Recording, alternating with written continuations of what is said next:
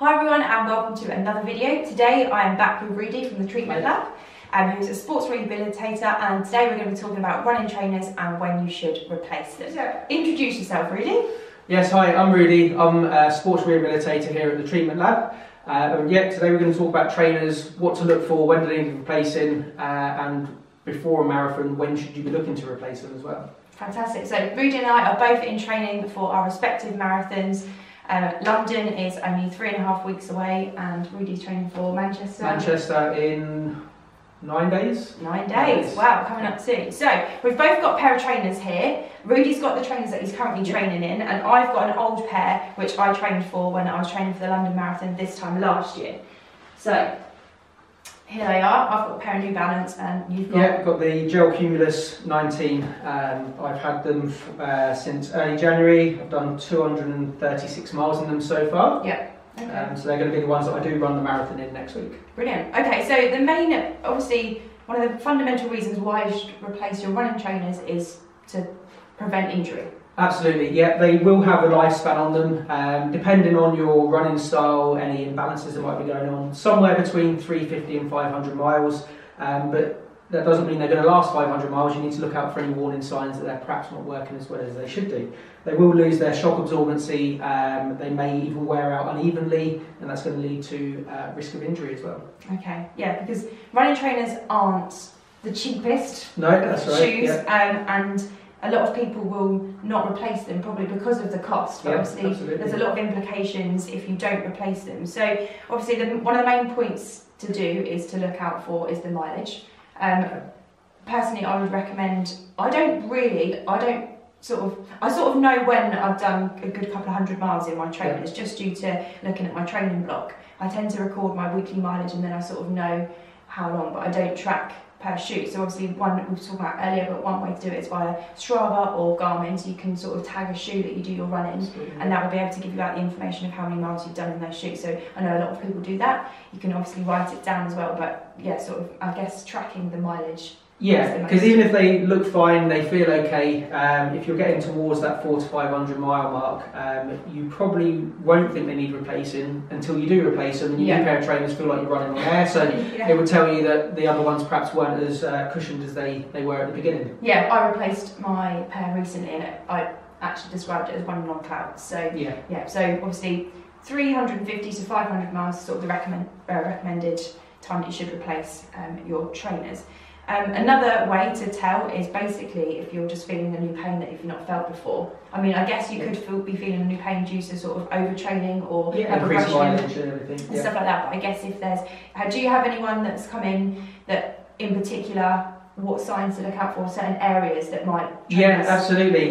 So depending on your running style, there might be an imbalance that goes on. So areas that would tell that perhaps the trainers are wearing away a bit is if you get loads of excessive wear through the outside of the heel. Okay, yeah. And also onto the forefoot, especially if it's on the instep, so towards the sort of ball of the foot and the big toe. If you get lots of wearing through one side more so than the outside, it would tell you that perhaps you're maybe pronating a little bit, the foot's not supporting itself, or something might be going on, and the trainers usually should wear quite evenly. So it is always good to obviously get the trainer that is right for your foot type as well. So with that, go to a running shop that does some gait analysis, and they'll give you an indicator as to what style of trainer is best for you. Yeah, because mine is actually like bits are coming off here, so they're obviously not good. I might need replacing, But mine actually on the outside here have worn down quite a lot. Is that just down to my running style? It will be, so it would just show that you're pushing off more through the outside of your foot. Ideally you want to be pushing off pretty much through the big toe a little bit, but you shouldn't have any excessive wear on that instep there. It would be interesting then to look at some other trainers, because I think probably since last year I've probably changed my running style just due to, I did some sort of biomechanics work last year, so it'd be good to see actually in comparison. Okay, so that's obviously looking at wear and tear.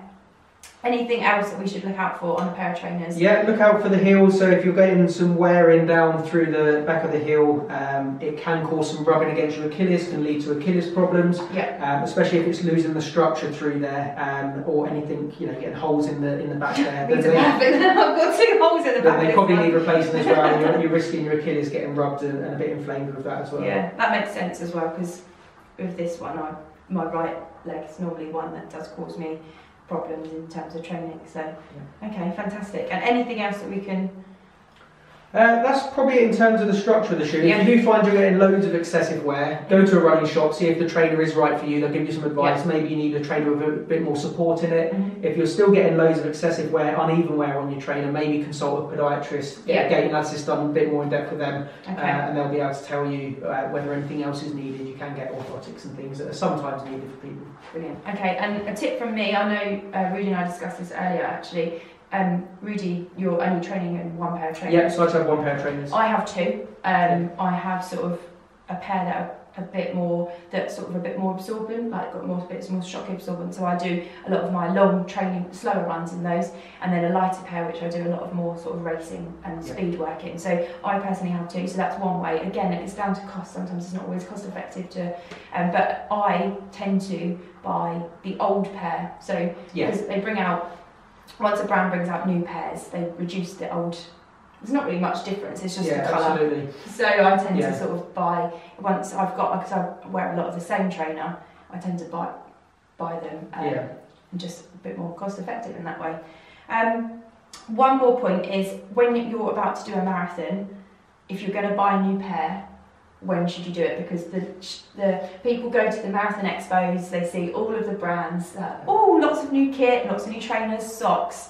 But one thing like my uncle recommended to me was like, don't change a thing. He's only run one marathon, but that was one thing that I'll always take with me is that on race day, never change anything, any of your kit, just wear what you've been practicing in. So when should you replace, if you want to replace your trainers before the big day, when should you do so?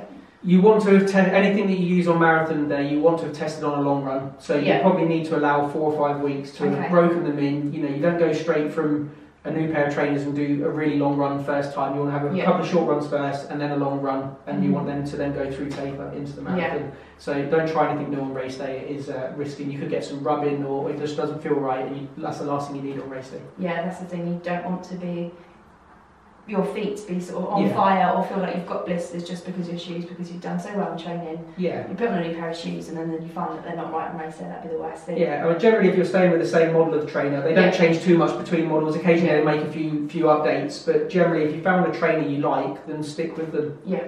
Perfect. So thank you for watching. I hope you've enjoyed the video and you found it useful. If you find that you've got some wear on your trainers, please go out and replace them as soon as you can. And yes, thank you very much. We'll see you all very soon. Take care.